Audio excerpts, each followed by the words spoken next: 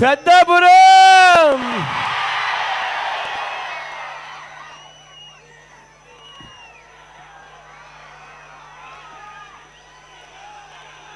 ఇలా కన్నులెత్తి చూస్తే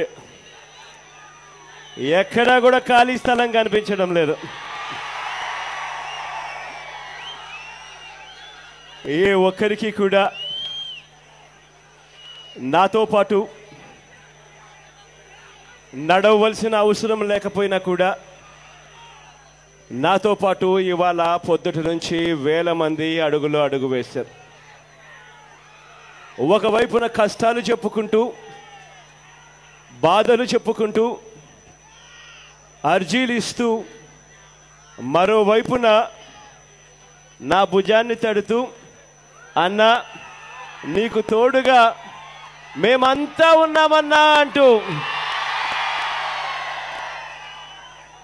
నాతో పాటు అడుగులో అడుగు వేశారు. ఏ ఒక్కరికి కూడా నాతో పాటు నడవలసిన అవసరం లేదు, అయినా నడిచారు. ఏ ఒక్కరికి కూడా ఇలా నడుచుకుంటూ వచ్చి ఈ నడి రోడ్డు మీద ఇలా నిల్చుని ఉండవలసిన అవసరం అంతకన్నా కూడా లేదు.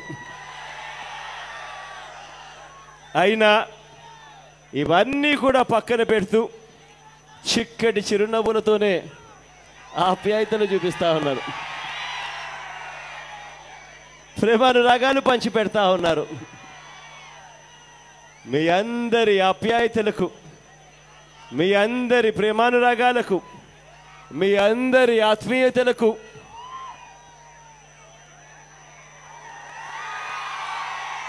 ప్రతి అక్కకు, ప్రతి చెల్లెమ్మకు,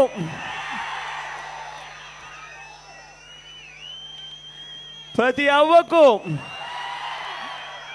ప్రతి తాతకు,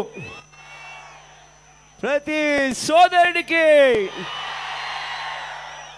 ప్రతి స్నేహితుడికి,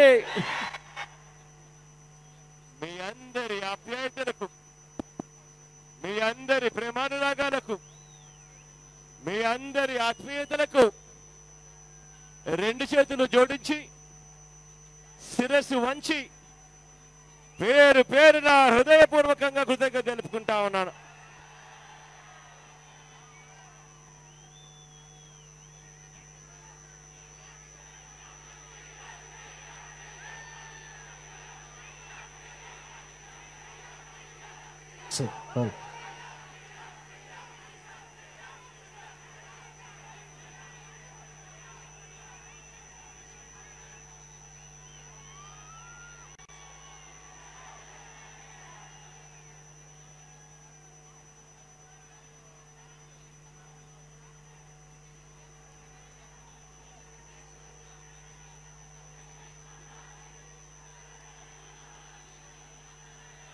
పెద్దాపురం నియోజకవర్గంలో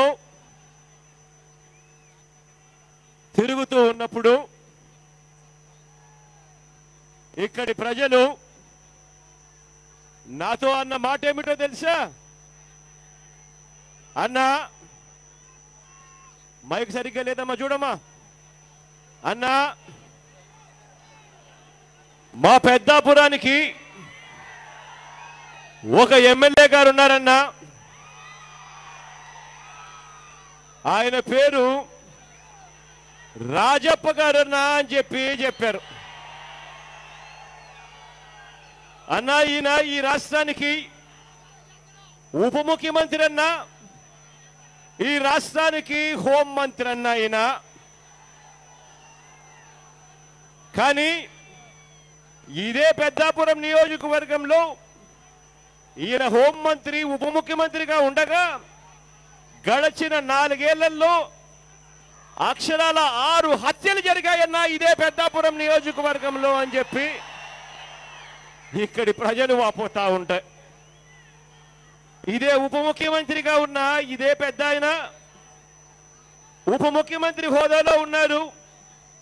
కానీ పక్క పార్టీ వాళ్లకు పెన్షన్లు ఇవ్వద్దని చెప్పి సాక్షాత్తు ఫోన్ చేసి అధికారులకు కూడా చెప్తాడన్న ఈ పెద్ద మనిషి అని ఇక్కడ ప్రజలు వాపోతా ఉంటే,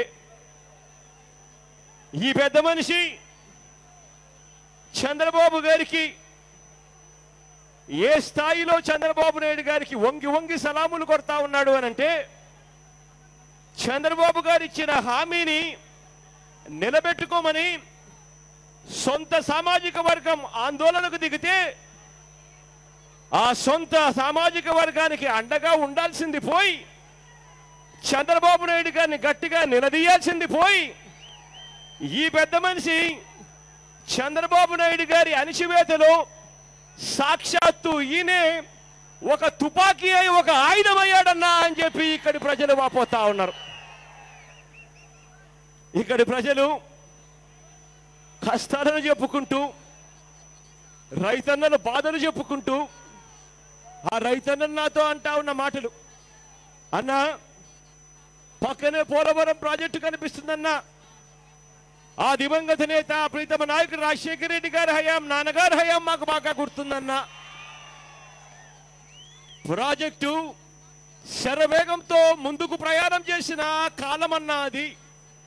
నాన్నగారు చనిపోయిన తర్వాత పోలవరం ప్రాజెక్టు ఈ పాలకుల హయాంలో నత్త నడకన సాగుతా ఉందన్నా అని చెప్పి ఇవాళకి కూడా ఆ పోలవరం ప్రాజెక్టు పునాది గోడలు దాటి ముందుకు కదలని పరిస్థితి కనిపిస్తా ఉందన్నా అని చెప్పి ఇక్కడి ప్రజలు చెప్తా ఉంటే, ఇదే పోలవరం ప్రాజెక్టు లో చంద్రబాబు నాయుడు గారు పోలవరం ప్రాజెక్టు త్వరితగతిన పూర్తి చేసి నీళ్లు అందించాల్సిన ఈ గొప్ప ప్రాజెక్టుతో చంద్రబాబు నాయుడు గారు ఈ ప్రాజెక్టు తన అవినీతికి ఇది కల్పవృక్షంగా మార్చుకున్నాడన్నా అని చెప్పి ఇక్కడి రైతన్నలు వాపోతా ఉంటే, ఇదే పోలవరం ప్రాజెక్టులో తన బినామీలకు ఇస్తాడు, నచ్చిన రేటుకి ఇస్తాడు, నామినేషన్ పద్ధతిలో కాంట్రాక్టర్లను తీసుకొస్తాడు, తీసుకొచ్చి అందిన కాడికి దోచుకునే కార్యక్రమం జరుగుతా ఉందన్నా ఇక్కడ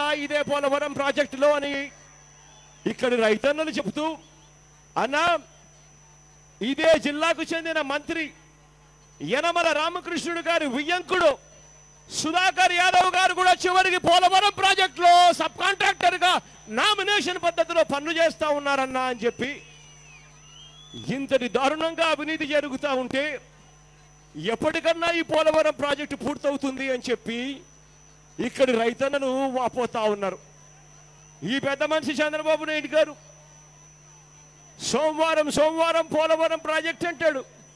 సోమవారం ఆయన పోలవరం ప్రాజెక్టుకు వచ్చేది ఎందుకో తెలుసా అన్నా అని చెప్పి నాకు ఇక్కడ రైతులు అన్నారు.